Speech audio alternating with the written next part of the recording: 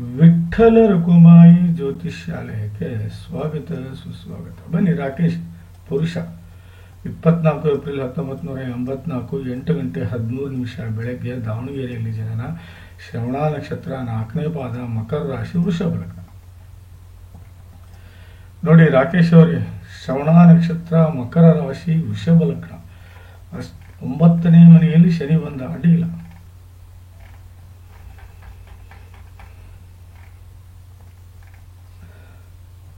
ಶುಭ ಯೋಗದಲ್ಲಿ ಹುಟ್ಟಿದ್ದೀರಾ, ಏನು ಚಿಂತೆ ಇಲ್ಲ ರಾಕೇಶ್ ಅವರೇ, ನೋ ಪ್ರಾಬ್ಲಮ್. ಉಚ್ಚ ರಾಹು. ಒಂದು ನೀವು ನಿಮ್ಮ ವ್ಯಕ್ತಿತ್ವ, ಎರಡು ವ್ಯವಹಾರ, 3 ಪರಾಕ್ರಮ, 4 ನಿಮ್ಮ ತಾಯಿ ಹಾಗೂ ಪ್ರಾಪರ್ಟಿ, 5 ವಿದ್ಯೆ, 6 ಕಷ್ಟ, 7 ದಾಂಪತ್ಯ, 8 ಶತ್ರು, 9 ಭಾಗ್ಯ, 10 ಕೆಲಸ, 11 ಲಾಭ, 12 ವಿದೇಶಿ ಪ್ರಯಾಣ. ಯಾವುದೇ ಗ್ರಹ ಇರಲಿ, 0 to 6 ಆಗಲಿ ಅಥವಾ 24 to 29 ಆಗಲಿ ಇದ್ರೆ ಲಾಭ ಕೊಡಲ್ಲ. 6ರಿಂದ 24 ಇರಬೇಕು. 0 to 6 ಅಂದರೆ 0 to 10 ಅಂತ ಅರ್ಥ ಏಜ್. 24 to 29 ಅಂದರೆ 65ರಿಂದ 100 ವರ್ಷ ಅಂತ ಅರ್ಥ. 6ರಿಂದ 24 ಅಂದರೆ 15ರಿಂದ 60 ವರ್ಷ ಅಂತ ಅರ್ಥ. ಸೊ 6ರಿಂದ 24 ಏನು ಡಿಗ್ರಿ ಇರ್ತಾವಲ್ಲ ಅವು ಒಳ್ಳೆ ಫಲ ಕೊಡ್ತವೆ, ಉಳಿದ ಯಾವುದು ಫಲ ಕೊಡಲ್ಲ. ರಾಹು, ಕೇತು ಮತ್ತು ಉಚ್ಚ ನೀಚ ಗ್ರಹಗಳಿಗೆ ಅಪ್ಲೈ ಆಗೋದಿಲ್ಲ. ನೋಡಿ 1, 4, 7, 10 ಕೇಂದ್ರ ಅಂತ ಕರಿತೀವಿ ನಾವು. 2, 11, 2 ಧನೇಶ, 11 ಲಾಭೇಶ ಅಂತ ಕರಿತೀವಿ. 1, 5, 9 ತ್ರಿಕೋಣ ಅಂತ ಕರಿತೀವಿ. ಸೊ 6, 8, 12 ಬಹಳ ಕೆಟ್ಟ ಸ್ಥಾನಗಳು ಅಂತ ಕರಿತೀವಿ. 3 50-50 ಆಗುತ್ತೆ. ನೋಡಿ 1ನೇ ಭಾವದಲ್ಲಿ ಉಚ್ಚ ರಾಹು, 7ನೇ ಭಾವದಲ್ಲಿ ಉಚ್ಚ ಕೇತು ಹಾಗೂ ವಿರೋಧಿ. ಫಸ್ಟ್ ಯಾರ್ಯಾರು ನೋಡಿ ಯೋಗಕಾರಕ ಗ್ರಹಗಳನ್ನು ತಿಳ್ಕೊಳ್ಳೋದು ಬಹಳ ಮುಖ್ಯ. ನೋಡಿ ವೃಷಭ ಲಗ್ನ ಅತಿ ದೊಡ್ಡ ಯೋಗಕಾರಕ ಶುಕ್ರ, ಅದಾದ್ಮೇಲೆ ಶನಿ, ಅದಾದ್ಮೇಲೆ ಬುಧ, ಅದಾದ್ಮೇಲೆ ಸೂರ್ಯ, ಅದಾದ್ಮೇಲೆ ತಾತ್ಕಾಲಿಕ ಮಿತ್ರ ಚಂದ್ರ. ರಾಹು ಮತ್ತು ಕೇತು ಮಿತ್ರರಾದರೆ ಅತಿ ದೊಡ್ಡ ವಿರೋಧಿ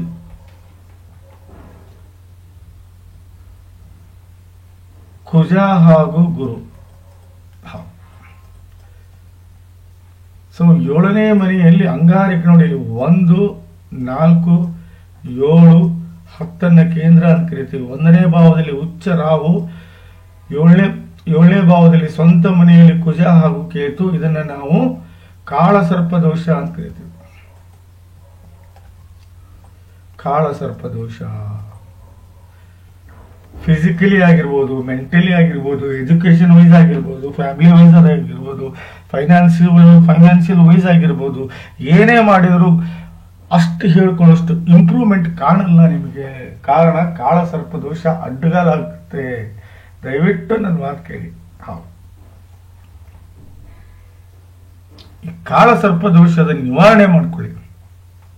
ನಾಗ ಪ್ರತಿಷ್ಠಾಪನೆ ಮಾಡಿಕೊಂಡು, ಇಲ್ಲ ಅಂದ್ರೆ ಅನ್ನೆಸೆಸರಿ ತೊಂದರೆ ಮಾಡ್ಕೋತೀರಿ ನೀವು. ಹೌದು, ಗ್ರೋತು ನೀವು ದುಡ್ದಷ್ಟು ಗ್ರೋತ್ ಆಗುವುದಿಲ್ಲ ರಾಕೇಶ್, ಗ್ರೋತ್ ಸಿಗುವುದಿಲ್ಲ. ನೋಡಿ 1ನೇ ಭಾವದಲ್ಲಿ ರಾಹು ಉಚ್ಚ ಸ್ಥಾನದಿಂದ 1ನೇ ಭಾವದ ಎಲ್ಲಾ ಫಲಗಳು ಸಿಗ್ತವೆ ನಿಮಗೆ, ಅದರಲ್ಲಿ ಯಾವುದೇ ಸಂಶಯ ಬೇಡ. 1ನೇ ಭಾವದ ಎಲ್ಲಾ ಫಲಗಳು. ರಾಹು ನೋಡಿ, ನಾನು ಹೇಳ್ತೀನಿ ಮಿಸ್ಟರ್ ರಾಕೇಶ್, ಒಂದು ಮಾತು ಹೇಳ್ತೀನಿ, ಪೆಟ್ರೋಲ್ ಉಳಿಯುತ್ತೆ ನಿಮಗೆ. ಹೌದು, ಪೆಟ್ರೋಲ್ ಬಿಸ್ನೆಸ್ ಮಾಡಿ 100ಕ್ಕೆ 100 ಲಾಭ. ಇಲ್ಲ ಅಂದ್ರೆ ಮೆಡಿಕಲ್ ಉಳಿಯುತ್ತೆ, ಇಲ್ಲ ಪೆಸ್ಟಿಸೈಡ್ ಉಳಿಯುತ್ತೆ, ಇಲ್ಲ ಲಾಟ್ರಿ ಉಳಿಯುತ್ತೆ, ಇಲ್ಲ ಜ್ಯೂಸ್ ಉಳಿಯುತ್ತೆ. ಹೌದು, ಇದರಲ್ಲಿ ಯಾವುದೇ ಬಿಸ್ನೆಸ್ ಮಾಡಿ 100ಕ್ಕೆ 100. ನೋಡಿ ಒಂದು ಹೇಳ್ತೀನಿ, ರಾಹು ಕೇತು ಏನಿದಾರಲ್ಲ ಇವರು ಒಬ್ಬರೇ ಇದ್ರೆ ಒಳ್ಳೆ ಫಲ ಕೊಡ್ತಾರೆ. ಅಪ್ಪಿತಪ್ಪಿ ಯಾವ್ದಾದ್ರ ಜೊತೆಗೆ ಏನಾದ್ರು ಹೋದ್ರೆ ಒಂಥರ ವಿಷ ಇದ್ದಂಗೆ ಇವರು. ಹೌದಾ, ನೀರಿಗೆ ಒಂದು ತೊಟ್ಟು ಒಂದು ಒಂದು ಗ್ಲಾಸ್ ನೀರಿಗೆ ಒಂದೇ ಒಂದು ತೊಟ್ಟು ವಿಷ ಹಾಕ್ರಿ, ಇಡೀ ನೀರು ಕೆಟ್ಟೋಗುತ್ತೆ. ಆ ರೀತಿ ಇವರು ಛಾಯಾಗ್ರಹಗಳು ಆ ರೀತಿ ಡ್ಯಾಮೇಜ್ ಮಾಡ್ತಾರೆ. ಬಟ್ ಇಲ್ಲಿ ರಾಹು ಒಬ್ಬನೇ ಇರೋದ್ರಿಂದ ನಿಮಗೆ 100% ಒಳ್ಳೆ ಫಲ ಕೊಡ್ತಾನೆ. ಹೌದು, ಒಳ್ಳೆ ವ್ಯಕ್ತಿತ್ವವನ್ನು ಕೊಡ್ತಾನೆ ನಿಮಗೆ. ನಿಮ್ಮ ಒಳ್ಳೆ ಗುಣಗಳಿರ್ತವೆ, ಒಳ್ಳೆ ವಿಚಾರಗಳಿಗೆ ಬಹಳ ಬೆಲೆ ಕೊಡ್ತೀರಾ. ನಿಮ್ಮ ಇಂಟ್ರೆಸ್ಟ್, ಒಳ್ಳೆ ಸಂಗತಿಗಳಿಗೆ ಇಂಟ್ರೆಸ್ಟ್ ತೋರಿಸ್ತೀರಾ. ಮೆಂಟಲಿ ಫಿಸಿಕಲಿ ಕ್ಯಾಪೇಬಲ್ ಆಗಿರ್ತೀರಾ. ಆಶಯ ಆಕಾಂಕ್ಷೆಗಳು ಈಡೇರ್ತವೆ. ಒಳ್ಳೆ ಇಮೇಜ್ ಅನ್ನ ಬೆಳೆಸ್ಕೋತೀರಾ. ಗ್ರಾಸ್ಪಿಂಗ್ ಪವರ್ ಚೆನ್ನಾಗಿರುತ್ತೆ. ಒಳ್ಳೆ ಟೇಸ್ಟ್ ಇರುತ್ತೆ. ಅದರಲ್ಲೂ ನೀವು ಪೆಟ್ರೋಲು ಹಾಗೂ ಮೆಡಿಕಲ್ಲು ಹಾಗೂ ಪೆಸ್ಟಿಸೈಡು, ಇಲ್ಲ ಲಾಟ್ರಿ, ಇಲ್ಲ ಜೂಜು, ಇಲ್ಲ ಬಾರ್ ಅಂಡ್ ರೆಸ್ಟೋರೆಂಟು, ಇದರಲ್ಲಿ ನೀವೇನಾದರೂ ಕೈ ಹಾಕಿ ಬಿಸ್ನೆಸ್ ಮಾಡಿದರೆ 100% ಅಲ್ಲ, ಎಷ್ಟು ಬೇಕಷ್ಟು ಜೀರೋ ಹಾಕೊಳ್ಳಿ, ಲಾಭ ಆಗುತ್ತೆ. ಹೌದು. 6ನೇ ಮನೆಯಲ್ಲಿ ಉಚ್ಚ ಶನಿ. ನನ್ಗೆ ಗೊತ್ತಿಲ್ಲ ರೀ ನೀವು ಫಿಸಿಕಲಿ ಹೇಗಿದ್ದಾರೆ ಏನಿಲ್ಲ, ಇವತ್ತಿಲ್ಲ ನಾಳೆ 100% ಶನಿ ಡ್ಯಾಮೇಜ್ ಮಾಡ್ತಾನೆ ನಿಮಗೆ. ಹೌದು, ಫಿಸಿಕಲಿ ಡ್ಯಾಮೇಜ್ ಮಾಡೋದು ಕರೆಕ್ಟ್. ಯಾಕಂದ್ರೆ 9 ಮತ್ತು 10ನೇ ಭಾವದ ಸ್ವಾಮಿ ಇವನು 6ರಲ್ಲಿ ಬಂದು ಕೂತಿದ್ದಾನೆ. ಅಂದ್ರೆ 9, 10ನೇ ಭಾವದ ಕೆಟ್ಟ ಫಲ ಕೊಡುವುದಲ್ದೇನೆ ಪ್ಲಸ್ 6ನೇ ಭಾವದ ಕೆಟ್ಟ ಫಲನ ಕೊಡ್ತಾನೆ ಇಲ್ಲಿ. ಹೌದು ನೋಡಿ, 9 ನೀವು ಸ್ವಲ್ಪ ಧರ್ಮವನ್ನು ನಂಬಲ್ಲ, ದೇವರ ಮೇಲೆ ಅಷ್ಟು ಹೇಳ್ಕೊಳ್ಳುವಷ್ಟು ಭಕ್ತಿ ಇಲ್ಲ, ಭಾಗ್ಯವಂತರಲ್ಲ, ಪ್ರಾಪ್ತಿಯನ್ನು ಪಡ್ಕೊಳ್ಳೋದ್ರ ಹಿಂದೆ ಹೋಗ್ತೀರಿ, ತಂದೆಯ ಜೊತೆಗೆ ಒಳ್ಳೆ ಸಂಬಂಧ ಇಲ್ಲ, ಸಾಧನೆಗೆ ಒಳ್ಳೆ ದಾರಿ ಸಿಗ್ತಾ ಇಲ್ಲ, ಸುಖಮಯ ಜೀವನ ಅಷ್ಟು ಹೇಳ್ಕೊಳ್ಳೋಷ್ಟು ಮಾಡ್ತಾ ಇಲ್ಲ, ಗೆಲುವು ಸದಾ ನಿಮ್ದು ಆಗಿರೋದಿಲ್ಲ, ಸಂಬಂಧಿಗಳ ಜೊತೆಗೆ ಸ್ವಲ್ಪ ವೈಮನಸ್ಸಿದೆ, ದೇವರ ಆಶೀರ್ವಾದ ಇಲ್ಲ, ಬಹಳ ಲಕ್ಕಿ ಇಷ್ಟಲ್ಲ, ಅನ್ಲಕ್ಕಿ ಫೆಲೋ ನೀವು, ಪುಣ್ಯದ ಕೆಲಸ ಕಡಿಮೆ, ಅದು ಅಲ್ಲದೆ ಮನೆಯಲ್ಲಿ ನೆಮ್ಮದಿ ಸ್ವಲ್ಪ ಕಡಿಮೆ, ನೀವು ಮಾಡುವಂತ ಕೆಲಸ ಅಷ್ಟು ಹೇಳ್ಕೊಳ್ಳೋಷ್ಟು ಚಲೋ ಇಲ್ಲ, ವಿಧಾನ ಸರಿ ಇಲ್ಲ, ಕೆಲಸದಲ್ಲಿ ಗೆಲುವು ಕಡಿಮೆ, ಗಳಿಕೆಕ್ಕಿಂತ ನಷ್ಟನೇ ಹೆಚ್ಚಿಗೆ, ತಂದೆಯ ಜೊತೆಗೆ ಅಷ್ಟು ಹೇಳ್ಕೊಳ್ಳೋಷ್ಟು ಸಂಬಂಧ ಉಳಿಯೋದಿಲ್ಲ, ಮಾನ ಪ್ರತಿಷ್ಠೆ ಸಂಪತ್ತು ಐಶ್ವರ್ಯ ಕೀರ್ತಿ ಸಾಧನೆ ಇವನನ್ನು ಗಳಿಸೋ ಸ್ವಲ್ಪ ಕಷ್ಟಕರ ಆದೀತು, ಹುಷಾರು. ನೋಡಿ, 9 ಮತ್ತು 10ನೇ ಭಾವದ ಫಲ ಹೇಳಿದೆ ನಾ ಈಗ ನಿಮಗೆ, ಇವು ಡ್ಯಾಮೇಜ್ ಆಗ್ಬಹುದು. ಬಟ್ ಶನಿ ದಶೆಯಲ್ಲಿ 100ಕ್ಕೆ 100 ವಕ್ರೀಯ ಶನಿ ನಿಮ್ಮನ್ನ ಬಿಡೋದಿಲ್ಲ. ಅಲ್ಲಿ ವಿಪರೀತ ಕಷ್ಟಗಳನ್ನು ಕೊಡ್ತಾನೆ, ವಿಪರೀತ ಸಾಲವನ್ನು ಮಾಡ್ಕೋತೀರಿ, ವಿಪರೀತ ಜಗಳ ಜಾಪತ್ರೆಯಿಂದ ಕೂಡಿರುತ್ತೆ, ವಿರೋಧಿಗಳು ಹುಟ್ಟುಕೋತಾರೆ, ಆರೋಗ್ಯದ ಸಮಸ್ಯೆ ಆಗುತ್ತೆ, ಮನೆಯಲ್ಲಿ ಹೊಂದಾಣಿಕೆ ಉಳಿಯುವುದಿಲ್ಲ, ವಿವಾದಗಳಿಗೆ ಗುರಿ ಆಗ್ತೀರಿ, ಅಪವಾದಗಳಿಗೆ ತಲೆ ಮೇಲೆ ಹೊತ್ಕೊಳ್ತೀರಿ, ಕೋರ್ಟು ಕಚೇರಿಯಲ್ಲಿ ಫೇಲ್ಯೂರ್ ಆಗುತ್ತೆ, ಸ್ನಾಯು ಹಾಗೂ ನರ ಎಲುಬು ಕೀಳುಗಳ ರೋಗಕ್ಕೆ ತುತ್ತಾದರೂ ಆಶ್ಚರ್ಯ ಪಡುವಂಗಿಲ್ಲ, ತಂದೆಯ ವ್ಯವಹಾರ ಕುಗ್ಗುವುದು ಅಂತ ಹೇಳುತ್ತೆ ಜಾತಕ. ನೋಡಿ ರಾಕೇಶ್, ಏನ್ ಮಾಡ್ತೀರಾ, ದಯವಿಟ್ಟು ನಾ ಹೇಳೋ ಶನಿ ಶಾಂತಿ ನೀವು ಮಾಡ್ಕೊಳ್ಳೇಬೇಕು. ಯಾಕಂದ್ರೆ ಈ 6ನೇ ಮನೆಯಲ್ಲಿ ಶನಿ ಒಳ್ಳೆ ಫಲ ಕೊಡಲ್ಲ. ನೋಡಿ, 7ನೇ ಮನೆಯಲ್ಲಿ ಉಚ್ಚ ಕೇತು ಹಾಗೂ ಕುಜ, ಇದು ಅಂಗಾರಿಕ ದೋಷನೇ. ಇದು 100ಕ್ಕೆ 100 ಹೇಳ್ತೇನೆ. ನೋಡಿ, ನೀವು ಎಷ್ಟೇ ಪ್ರೀತಿಯಿಂದ ಇದ್ದೀರಿ ಹೆಂಡತಿ ಕೂಡ ಅಂದ್ರೂ ನಾನು ನಂಬಲ್ಲ, ನಿಮ್ಮಲ್ಲಿ ಡಿಫರೆನ್ಸ್ ಆಫ್ ಒಪಿನಿಯನ್ ಇದ್ದೇ ಇದೆ, ಅದರಲ್ಲಿ ಯಾವುದೇ ಸಂಶಯ ಇಲ್ಲ. 7ನೇ ಮನೆಯಲ್ಲಿ ಅಂಗಾರಿಕ ದೋಷ ಆದ್ರೆ 2ನೇ ಮದುವೆ ಯೋಗ ಬರುತ್ತೆ, ಮದುವೆ ನಿಲ್ಲಲ್ಲ, ಮದುವೆಯಲ್ಲಿ ತೊಂದರೆ ಬರುತ್ತೆ, ಗಂಡ ಹೆಂಡತಿ ಸರಿ ಹೋಗೋದಿಲ್ಲ, ಗಂಡ ಹೆಂಡತಿ ಕಚ್ಚಾಡ್ತಾರೆ. ನೋಡಿ, ರೋಗ ರುಜಿನಗಳಿಗೆ ಎಷ್ಟೇ ಅಲ್ಲ, ಆಕ್ಸಿಡೆಂಟು ಕೆಟ್ಟ ದುರ್ಘಟನೆಗಳು ನಿಮ್ಮ ಜೀವನದಲ್ಲಿ ನಡೆದರೂ ಆಶ್ಚರ್ಯ ಪಡುವಂಗಿಲ್ಲ. ಹೌದು ರಾಕೇಶ್ ಅವರೇ, ದುರ್ಘಟನೆ ಆಕ್ಸಿಡೆಂಟ್ ಆಗ್ಬಹುದು, ಸುಸೈಡ್ ಆಗ್ಬಹುದು, ಅಥವಾ ಕೆಟ್ಟ ಘಟನೆ ಆಗ್ಬಹುದು, ಜಗಳ ಜಾಪತ್ರೆಯಲ್ಲಿ ಜೀವ ಹೋಗ್ಬೋದು. ಹೌದು, ಇವೆಲ್ಲವೂ ತೊಂದರೆ ಅನುಭವಿಸ್ತೀರ ನೀವು. ಯಾಕಂದ್ರೆ ಇಲ್ಲಿ ಕೇತು ಒಳ್ಳೆ ಫಲ ಕೊಡಲ್ಲ, ಒಬ್ಬರೇ ಇದ್ರೆ ಒಳ್ಳೆ ಫಲ ಕೊಡ್ತಾರೆ. ದಾಂಪತ್ಯ ಅಷ್ಟು ಹೇಳ್ಕೊಳ್ಳೋಷ್ಟು ನಿಮ್ದು ಆಯುಷ್ಯ ಇರುವುದಿಲ್ಲ, ಹೆಂಡತಿಯ ಜೊತೆಗೆ ಹೊಂದಾಣಿಕೆ ಕಡಿಮೆ ಆಗಿರುತ್ತೆ, ದಾಂಪತ್ಯದ ಆಯುಷ್ಯ ಬಹಳ ಕಡಿಮೆ ಇರುತ್ತೆ, ದಿನನಿತ್ಯ ಬರುವ ದುಡ್ಡಿಗೆ ಹಾಹಾಕಾರ ಇರುತ್ತೆ, ಯಾವುದೇ ಪಾರ್ಟ್ನರ್ಶಿಪ್ ಆಗಲಿ ವ್ಯವಹಾರ ಆಗಲಿ ಕ್ಲಿಯರ್ ಆಗೋದಿಲ್ಲ, ಸೆಕ್ಸುವಲ್ ಲೈಫ್ ಬಹಳ ಎಂಜಾಯ್ ಮಾಡ್ತೀರಿ, ಇಲ್ಲ ಬಹಳ ಕಡಿಮೆ ಎಂಜಾಯ್ ಮಾಡ್ತೀರಿ, ದಿನನಿತ್ಯದ ನಡವಳಿಕೆ ಅಷ್ಟು ಹೇಳ್ಕೊಳ್ಳೋದು ಸರಿ ಇರುವುದಿಲ್ಲ, ಸ್ವಂತ ಬಿಸ್ನೆಸ್ ಮಾಡಿದರೆ 100ಕ್ಕೆ 100 ಲಾಭ ಪಡಿತೀರಿ, ಒಳ್ಳೆ ಪ್ರೊಫೆಷನಲ್ ಇದ್ರೆ 100% ಹೆಸರು ಚೆನ್ನಾಗಿ ಮಾಡ್ತೀರಿ. ಆದರೂ ನಾನು ಹೇಳೋದನ್ನು ಅರ್ಥ ಮಾಡ್ಕೊಳ್ಳಿ, ಇಲ್ಲೇ ಅಂಗಾರಿಕ ದೋಷ ಒಳ್ಳೆಯದಲ್ಲ. 7ನೇ ಭಾವದಲ್ಲಿ ಅಂಗಾರಿಕ ದೋಷ ಬಹಳ ಕೆಟ್ಟ ದೋಷ. ನೋಡಿ, ಅಷ್ಟಮದಲ್ಲಿ ಗುರು ಇದ್ದಾನೆ, ವಿರೋಧಿ. ಸೊ ಇವನು ವಿಪರೀತ ರಾಜಯೋಗಕ್ಕೆ ಬಂದ.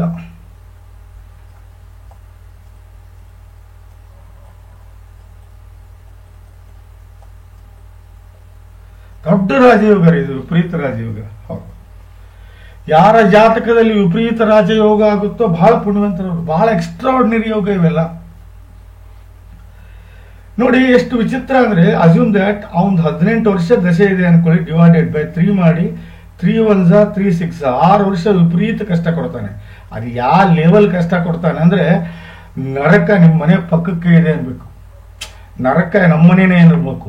ಇನ್ನ 6 ವರ್ಷ ರಿಲ್ಯಾಕ್ಸೇಷನ್ ಕೊಡ್ತಾನೆ, ಸ್ವಲ್ಪ ಉಸಿರಾಡ್ಸಕ್ ಕೊಡ್ತಾನೆ. ಇನ್ನ 6 ವರ್ಷ ಅನ್ಲಿಮಿಟೆಡ್ ಲಾಭ. ಅನ್ಲಿಮಿಟೆಡ್ ಲಾಭ ಅಂದ್ರೆ ಯಾವ ಲೆವೆಲ್ ಅಂದ್ರೆ, ಜೀವನ ಉದ್ದಕ್ಕೂ ಗಳಿಸಬೇಕಾದ ಗೌರವ, ಸಂಪತ್ತು, ಐಶ್ವರ್ಯ, ಕೀರ್ತಿ, ಸಾಧನೆ ಎಲ್ಲವನ್ನೂ ಈ 6 ವರ್ಷದಲ್ಲಿ ಗಳಿಸ್ಕೊತೀರಾ. ಮುಟ್ಟಿದ್ದೆಲ್ಲ ವಜ್ರ ವೈಡೂರ್ಯ, ನಡೆದಿದ್ದೆಲ್ಲ ಚಿನ್ನದ ದಾರಿ ಅಂತ ಹೇಳ್ತೀನಿ ನಾನು. ಹೌದು, ವಿಪರೀತ ಕಷ್ಟ, ವಿಪರೀತ ರಿಲ್ಯಾಕ್ಸೇಷನ್, ವಿಪರೀತ ಲಾಭ, ಈ 3 ಡಿವೈಡ್ ಮಾಡ್ಕೊಂಡೇ ಮಾತಾಡ್ಬೇಕು ನಾವೀಗ. ಹೌದು,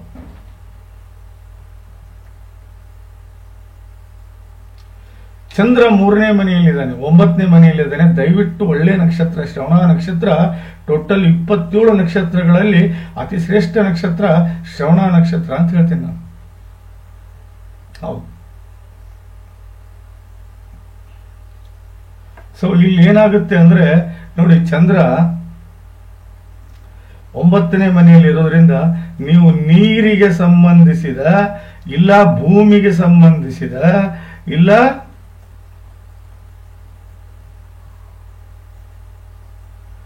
ಮೆಡಿಷನ್ಗೆ ಸಂಬಂಧಿಸಿದ ಕೆಲಸ ಮಾತ್ರ ಮಾಡಿ 100ಕ್ಕೆ 100 ಲಾಭ ಪಡಿತೀರ. ಹೌದು, ಬಟ್ ಚಂದ್ರ ನಿಮ್ದು 9ನೇ ಮನೆ ಕವರ್ ಮಾಡಿಬಿಟ್ಟಿದ್ದಾನೆ. ಗುರುವಿನ ಆಶೀರ್ವಾದ ಸದಾ ನಿಮಗೆ ಸಿಗುತ್ತೆ. ಧರ್ಮವನ್ನು ನಂಬ್ತೀರಿ, ಭಾಗ್ಯವಂತರಾಗಿರ್ತೀರಿ, ಪ್ರಾಪ್ತಿಯನ್ನು ಪಡ್ಕೋತೀರಿ, ತಂದೆ ಜೊತೆಗೆ ಒಳ್ಳೆ ಸಂಬಂಧ ಇರುತ್ತೆ, ಸಾಧನೆಗೆ ದಾರಿ ಮಾಡ್ಕೋತೀರಿ, ಸುಖಮಯ ಜೀವನವನ್ನು ಸಾಗಿಸ್ತೀರಿ, ಗೆಲುವು ನಿಮ್ಮದೇ ಆಗಿರುತ್ತೆ. ಸಂಬಂಧಿಗಳ ಜೊತೆಗೆ ಸಂಬಂಧವನ್ನು ಕಂಟಿನ್ಯೂ ಮಾಡೋದಲ್ದೇ ದೇವರ ಆಶೀರ್ವಾದ ಪಡಿತೀರಿ, ಬಹಳ ಲಕ್ಕಿಯಾಗಿರ್ತೀರಿ. ಪುಣ್ಯದ ಕೆಲಸ ಮಾಡೋದಲ್ದೇ ಮನೆಯ ಸ್ಥಿತಿಯನ್ನ ಬಹಳ ಎತ್ತರಕ್ಕೆ ಕೊಂಡು ಹೋಗ್ತೀರಿ. ಇಲ್ಲಿ 3ನೇ ಭಾವದ ಫಲನೂ ಸಿಗುತ್ತೆ ನಿಮ್ಗೆ. ಅಕ್ಕ ತಂಗಿ, ಅಣ್ಣ ತಮ್ಮನ ಜೊತೆ ಒಳ್ಳೆ ಸಂಬಂಧ ಇರುತ್ತೆ, ಬಹಳ ಧೈರ್ಯಶೀಲರಾಗಿರ್ತೀರಿ, ಪರಾಕ್ರಮಿಯಾಗಿರ್ತೀರಿ. ಜೀವನದಲ್ಲಿ ಎಷ್ಟೇ ಕಷ್ಟ ಬಂದರೂ ಹೆದರೋದಿಲ್ಲ, ನೀವು ಮುನ್ನುಗ್ಗುವ ಕೆಲಸ ಮಾಡ್ತೀರಿ, ಆಟಗಳಲ್ಲಿ ರುಚಿ ತೋರಿಸ್ತೀರಿ, ಬಾಡಿಯಲ್ಲಿ ಸಿಕ್ಕಾಪಟ್ಟಿ ಸ್ಟ್ರೆಂತ್ ಇರುತ್ತೆ, ಕೆಲಸದ ಕೆಪಾಸಿಟಿ ಬಹಳ ಇರುತ್ತೆ, ಹಾರ್ಡ್ ವರ್ಕರ್ ಆಗಿರ್ತೀರಿ. ಎಷ್ಟೇ ಕಾಂಪಿಟೇಷನ್ ಎಕ್ಸಾಮ್ ಬಂದರೂ ಪಾಸ್ ಮಾಡೋದಲ್ದೇ ಬರವಣಿಗೆ, ಕಲೆ ಹಾಗೂ ಸಾಹಿತ್ಯದಲ್ಲಿ ವಿಪರೀತ ಆಸಕ್ತಿಯನ್ನು ತೋರಿಸುವುದಲ್ದೇ ಮಾತಿನಲ್ಲಿ ಬಹಳ ಚತುರ ಇರ್ತೀರಿ. ಒಳ್ಳೆ ಟ್ಯಾಲೆಂಟ್ ಪ್ರೆಸೆಂಟ್ ಇರುತ್ತೆ, ಪ್ರಯತ್ನಶೀಲಿಗಳು ನೀವು. ಹೌದು, ಏನೇ ಕೆಲಸ ಕೊಟ್ಟರು ಅದನ್ನು ಮುಗಿಸುವವರೆಗೂ ಬಿಡಲ್ಲ. Try and till you succeeded ಅನ್ನೋ ಹಾಗೆ ಪ್ರಯತ್ನಶೀಲರಾಗಿರ್ತೀರಿ. ಕೋರ್ಟು ಕಚೇರಿಗಳಲ್ಲಿ ಗೆಲುವು ಸದಾ ನಿಮ್ಮದೇ ಆಗಿರುತ್ತೆ, ತಿರುಗಾಟದಿಂದನೂ ಲಾಭ ಆಗುತ್ತೆ. 9ನೇ ಮನೆಯಲ್ಲಿ ಚಂದ್ರ ವೈಟ್ ಕಾಲರ್ ಜಾಬ್ ಮಾಡ್ತೀರಿ. ಹೌದು, ಆದ್ರೆ ಗ್ರಹಗಳ ಶಾಂತಿ ಮಾಡ್ಕೊಳ್ಳಿಲ್ಲ ಅಂದ್ರೆ ಆಗೋದಿಲ್ಲ. ನೋಡಿ, 1ನೇ ಭಾವದ ಸ್ವಾಮಿ 11ನೇ ಮನೆಯಲ್ಲಿ ಉಚ್ಚ ಸ್ಥಾನದಲ್ಲಿದ್ದಾನೆ. ಈಗ 11 ಮತ್ತು 1ನೇ ಭಾವದ ಫಲವನ್ನು ನಾನು ಹೇಳಬೇಕು. ಆಲ್ರೆಡಿ ರಾಹು 1ನೇ ಭಾವದ ಫಲ ಕೊಡ್ತಾ ಇದ್ದಾನೆ ನಿಮಗೆ, ಕರೆಕ್ಟಾ? 11ನೇ ಭಾವದ ಫಲ ಹೇಳ್ಬೇಕು ನಾನು ನಿಮಗೆ. ಅಕ್ಕ ತಂಗಿ, ಅಣ್ಣ ತಮ್ಮನ ಜೊತೆಗೆ ಸಂಬಂಧ ಬಹಳ ಚೆನ್ನಾಗಿರುತ್ತೆ. ಜೀವನವನ್ನ ಸಂಪೂರ್ಣ ಲಾಭದಲ್ಲಿ ತಗೊಂಡೋಗ್ತೀರಿ. ಸಣ್ಣ ಪುಟ್ಟ ರೋಗಗಳಿಂದ ದೂರ ಇರ್ತೀರಿ. ಆಶೆ ಆಕಾಂಕ್ಷೆಗಳಿಗೆಲ್ಲವೂ ಈಡೇರುತ್ತೆ. ಸಣ್ಣ ಪುಟ್ಟ ತಿರುಗಾಟದಿಂದ ಲಾಭ ಆಗುದಲ್ದೇ ಪ್ರಮೋಷನ್, ಹಂತ ಹಂತವಾಗಿ ಪ್ರಮೋಷನ್ ಆಗುತ್ತೆ. ಹಂತ ಹಂತವಾಗಿ ಬೆಳೀತಾ ಹೋಗ್ತೀರಿ. ದುಡ್ಡು, ಆಭರಣ, ಹಣ ಸೇವ್ ಮಾಡೋದಲ್ದೇ ಬ್ಯಾಂಕ್ ಬ್ಯಾಲೆನ್ಸ್ ಮೇಂಟೈನ್ ಮಾಡ್ತೀರಿ. ಒಳ್ಳೆ ಮಿತ್ರರು ಇರ್ತಾರೆ, ಮಿತ್ರರೊಡನೆ ಒಳ್ಳೆ ಸಂಬಂಧವನ್ನು ಮ್ಯಾನೇಜ್ ಮಾಡ್ತೀರಿ. ಇದು 11ನೇ ಭಾವದ ಫಲ. ಉಚ್ಚ ಶುಕ್ರ 11ನೇ ಮನೆಯಲ್ಲಿ ಬಂದ್ರೆ ಅದಕ್ಕೆ ನಾನು ಶ್ರೇಷ್ಠ ಮಹಾಲಕ್ಷ್ಮಿ ಯೋಗ ಅಂತ ಕರಿತೀನಿ.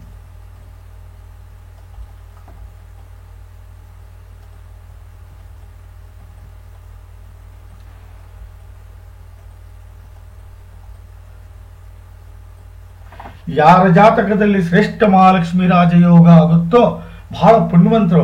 ಸಂಪತ್ತು, ಐಶ್ವರ್ಯ, ಜ್ಞಾನ ಹಾಗೂ ಸಂಪತ್ತು, ಐಶ್ವರ್ಯ, ವಿದ್ಯೆ ಹಾಗೂ ದಾಂಪತ್ಯ ಕಟ್ಟಿಟ್ಟ ಬುತ್ತಿ ಅಂತ ಹೇಳ್ತೀನಿ ನಾನು. ಹೌದು, ಸಂಪತ್ತುನು ಹಂಗೆ ಇರುತ್ತೆ, ಐಶ್ವರ್ಯನೂ ಹಂಗೆ ಇರುತ್ತೆ, ದಾಂಪತ್ಯನೂ ಹಂಗೆ ಇರುತ್ತೆ, ವಿದ್ಯೆನೂ ಹಂಗೆ ಇರುತ್ತೆ. ಶ್ರೇಷ್ಠ ಮಹಾಲಕ್ಷ್ಮಿ ಯೋಗದ ಕೊಡುಗೆ. ಹೌದು. ಉಚ್ಚ ಶುಕ್ರ ಶ್ರೇಷ್ಠ ಮಹಾಲಕ್ಷ್ಮಿ ಯೋಗ. ಹೌದು.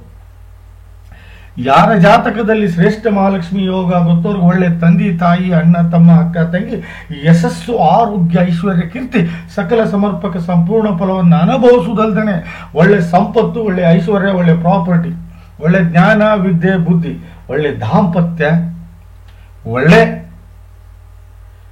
ಹೆಂಡತಿ ಹಾಗೂ ಒಳ್ಳೆ ಮಕ್ಕಳು ಹುಟ್ಟಿರ್ತಾರೆ. ಹಾಗೂ ಅದು ಅದರ ಸಮರ್ಥ ಮಾನಸಿಕ ಹಾಗೂ ದೈಹಿಕ ಶಕ್ತಿ, ಸಾಮಾಜಿಕ ಹಾಗೂ ಧಾರ್ಮಿಕ ಮುಖಿ ಕೆಲಸಗಳು, ಅದು ಅಲ್ಲದೆ ಮಾನ ಪ್ರತಿಷ್ಠೆ, ಯಶಸ್ಸು, ಕೀರ್ತಿ, ಸಾಧನೆ ಹಾಗೂ ಒಳ್ಳೆಯ ಆರೋಗ್ಯ ಮತ್ತು ಆಯುಷ್ಯವನ್ನು ಕೊಟ್ಟು ದೇವರು ನಿಮ್ಮನ್ನು ಬಹಳ ಸುಖಮಯವಾಗಿ ಇಟ್ಟಿರ್ತಾನೆ, ಎತ್ತರ ಸ್ಥಾನದಲ್ಲಿ ಇಟ್ಟಿರ್ತಾನೆ.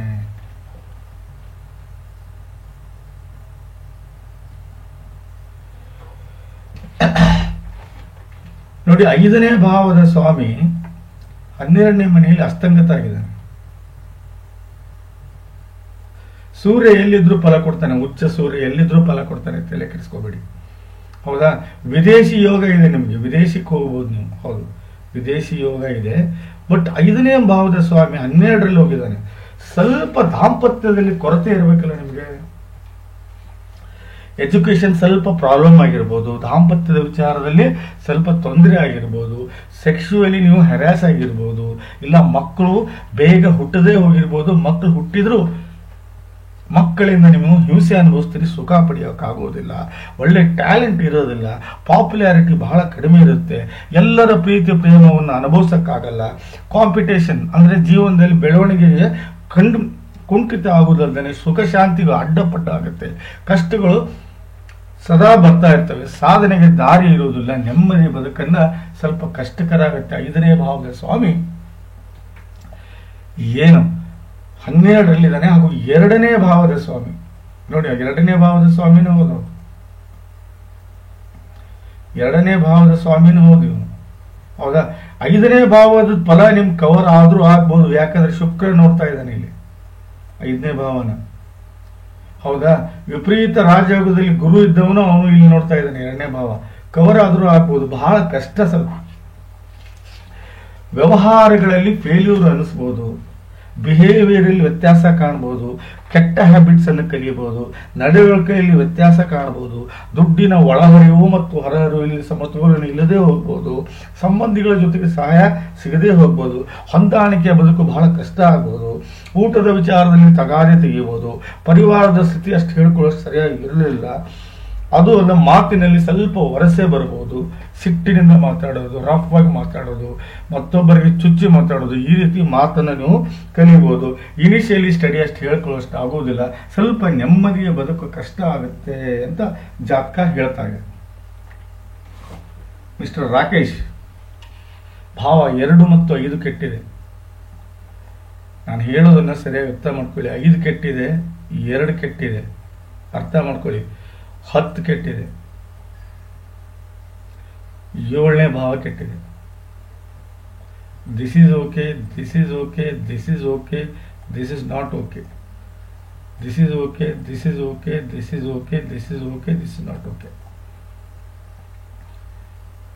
ನಾನು ನಿಮ್ಗೆ ಒಂದೇ ಒಂದು ಸಜೆಸ್ಟ್ ಮಾಡೋದು ಏನಂದ್ರೆ, ಇಲ್ಲಿ ಕುಜ ಶಾಂತಿ ಹಾಗೂ ಬುಧ ಶಾಂತಿ ಮಸ್ಟ್ ಅಂಡ್ ಶುಡ್ ಮಾಡ್ಕೋಬೇಕು. ಕಾಳ ಸರ್ಪ ದೋಷಕ್ಕೆ ನಾಗ ಪ್ರತಿಷ್ಠಾಪನೆ ಮಾಡ್ಕೊಳ್ಳಿ.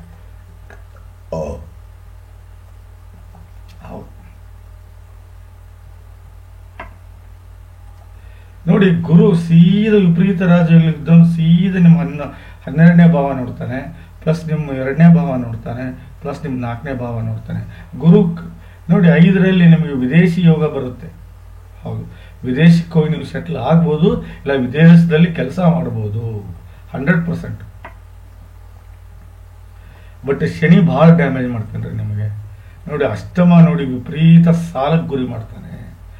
ಅದಾದ್ಮೇಲೆ ಸೀದಾ 12ನೇ ಭಾವ ನೋಡ್ತಾನೆ, ಅದಾದ್ಮೇಲೆ ಸೀದಾ ನಿಮ್ಮ 3ನೇ ಭಾವ ನೋಡ್ತಾನೆ. ನೋಡಿ,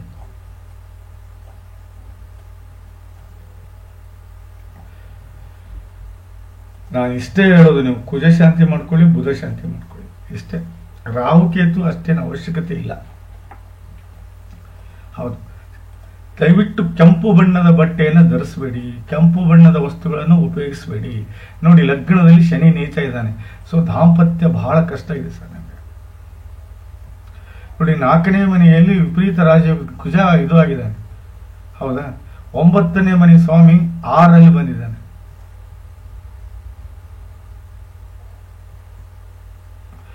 7ನೇ ಮನೆ ಸ್ವಾಮಿ 11ರಲ್ಲಿದ್ದಾನೆ. 4ನೇ ಮನೆ ಸ್ವಾಮಿ 4ರಲ್ಲೇ ಇದ್ದಾನೆ, ನೋ ಪ್ರಾಬ್ಲಮ್. 5ನೇ ಮನೆ ಸ್ವಾಮಿ ಸೂರ್ಯ 4ರಲ್ಲಿದ್ದಾನೆ. ಬಟ್ ಸ್ವಲ್ಪ ದಾಂಪತ್ಯದಲ್ಲಿ ಸ್ವಲ್ಪ ಸಮಸ್ಯೆಯನ್ನು ಹೊಂದಿದ್ದೀರಿ ನೀವು, ಹೌದಾ. ಹೇಳ್ಕೋಬೇಕು, ಅದಕ್ಕೆ ಸೊಲ್ಯೂಷನ್ ಕೊಡ್ಬೋದು ನಾವು. ಅದು ಬಿಟ್ಟು ನೀವು ಹೇಳ್ಕೊಲಿಲ್ಲ ಅಂದ್ರೆ ನಾನು ಏನು ಮಾಡೋಕ್ಕಾಗಲ್ಲ.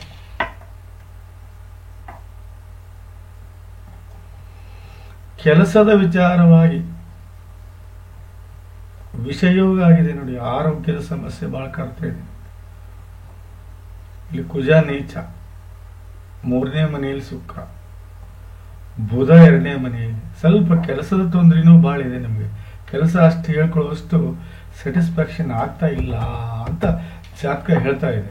ಚಂದ್ರ ದಶೆ ಮುಗಿದು ಹೋಗಿದೆ, ಕುಜ ದಶೆ ಮುಗಿದು ಹೋಗಿದೆ, ರಾಹು ದಶೆ ಮುಗಿದು ಹೋಗಿದೆ, ಗುರು ದಶೆಗೆ ವಿಪರೀತ ರಾಜಯೋಗದಲ್ಲಿದ್ದೀರಿ, ಏನು ಚಿಂತೆ ಇಲ್ಲ. 2025ರಿಂದ 100% ತೊಂದರೆಗೀಡಾಗ್ತೀರಾ. ನಾನು ಹೇಳೋದಿಷ್ಟೇ, ಕುಜ ಬುಧ ಹಾಗೂ ಶನಿ ಶಾಂತಿ, ಈ 3 ಗ್ರಹಗಳ ಶಾಂತಿ ಮಸ್ಟ್ ಅಂಡ್ ಶುಡ್ ಮಾಡ್ಕೋಬೇಕು. ಪ್ಲಸ್ ಬೇಕಂದ್ರೆ ಈ 3 ಗ್ರಹಗಳ ಶಾಂತಿ ಮಾಡ್ಕೊಳ್ಳಿ ದಯವಿಟ್ಟು. ಕುಜ ಚಂದ್ರ ಶನಿ ಯಾಗ ಪ್ರತಿಷ್ಠಾಪನೆ ಅವಶ್ಯಕತೆ ಇಲ್ಲ, ಯಾಕಂದ್ರೆ ರಾಹು ಆಗಲಿ ಕೇತು ಆಗಲಿ ಉಚ್ಚ ಸ್ಥಾನದಲ್ಲಿದ್ದಾರೆ. ಕುಜ ಬುಧ ಹಾಗೂ ಶನಿ ಈ 3 ಗ್ರಹಗಳ ಶಾಂತಿ ಮಾಡ್ಕೊಳ್ಳಿ, ಒಳ್ಳೇದಾಗುತ್ತೆ ಅಂತ ಹೇಳ್ತಾ ಈ ಜಾತಕದ ವಿಶ್ಲೇಷಣೆ ಮುಗಿಸ್ತಾ ಇದ್ದೀನಿ. ಇಷ್ಟವಾದಲ್ಲಿ ದಯವಿಟ್ಟು 4 ಜನಕ್ಕೆ ಶೇರ್ ಮಾಡಿ ಹಾಗೂ ಯೂಟ್ಯೂಬ್ ಚಾನಲ್ ಸಬ್ಸ್ಕ್ರೈಬ್ ಮಾಡಿ. ನಮಸ್ಕಾರ.